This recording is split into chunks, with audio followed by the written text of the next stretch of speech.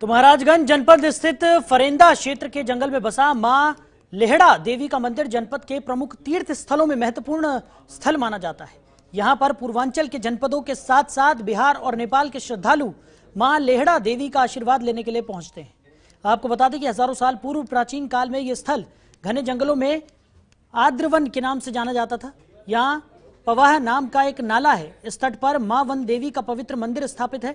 धार्मिक मान्यताओं के अनुसार महाभारत काल में पांडवों ने अज्ञातवास के दौरान अपनी अधिकांश अवधि इसी जंगल में व्यतीत की थी और इस दौरान अर्जुन ने मां वन देवी की आराधना और उपासना की थी, जिसके बाद अर्जुन की आराधना और उपासना से प्रसन्न होकर वन देवी भगवती दुर्गा ने अर्जुन को अचानक अमोघ शक्तियां प्रदान भी की थी। यह स्थान आद्रवन के नगरी के नाम से जाना जाता है, जहां घोर जंगल था और पांचों पांडव महाभारत काल में आकर के घोर तपस्या किए। मां साक्षात प्रकट होकर के उनको आशीर्वाद दी और युद्ध में विजय प्राप्त किए। इस तरह से समय बीतता गया।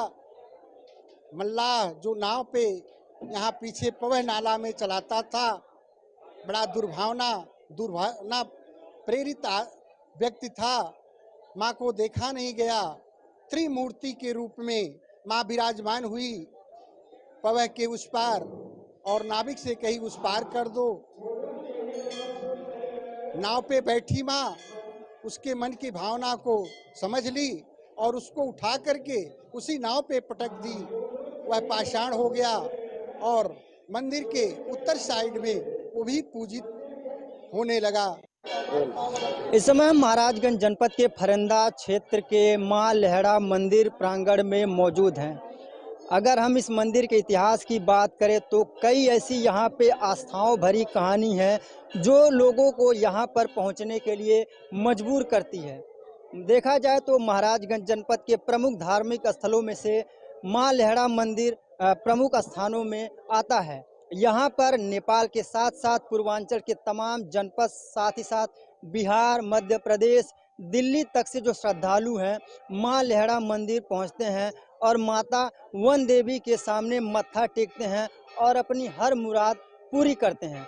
अगर हम इस मंदिर के इतिहास की बात करें तो हजारों वर्ष पहले इसे अदरौना धाम देवी मंदिर के नाम से जाना जाता था। इस मंदिर की आस्था तब और बढ़ गई जब इसे महाभारत काल के आस्था के साथ जोड़ा जाने लगा। माना जाता है कि जब पांडव यहाँ पर आए थे और काफ़ी समय उन्होंने यहाँ पर व्यतीत किया था और इसी दौरान अर्जुन ने यहाँ पे वन देवी की आराधना की थी और वन देवी ने प्रकट होकर पांडवों को आशीर्वाद दिया था, जिसके बाद से मंदिर की आस्था इस कदर बढ़ी कि अदरौना देवी धाम के बाद से अब मां लेहड़ा मंदिर के नाम से जाना जाता है। हम मंदिर के पीछे पहाव नाले पर मौजूद हैं। आप अगर इस पहाव नाले को देखेंगे तो इसकी भी एक अलग ही कहानी है।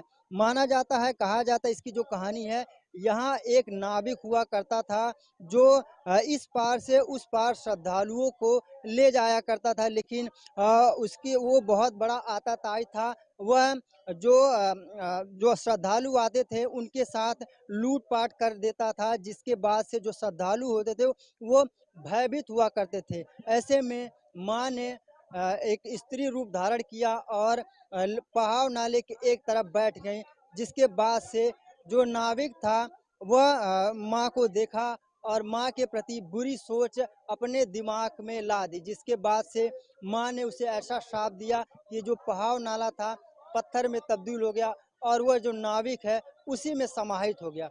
जिसके बाद से लेहड़ा मंदिर की जो आस्था है, जो श्रद्धा है, जो भक्ति है, वह और बढ़ गई। माना जाता है शारदीय नवरात्र के दिन अगर 5 मंगलवार कोई भी भक्त लेहड़ा मंदिर पहुंचता है तो उसकी सभी मनोकामनाएं पूरी हो जाती हैं।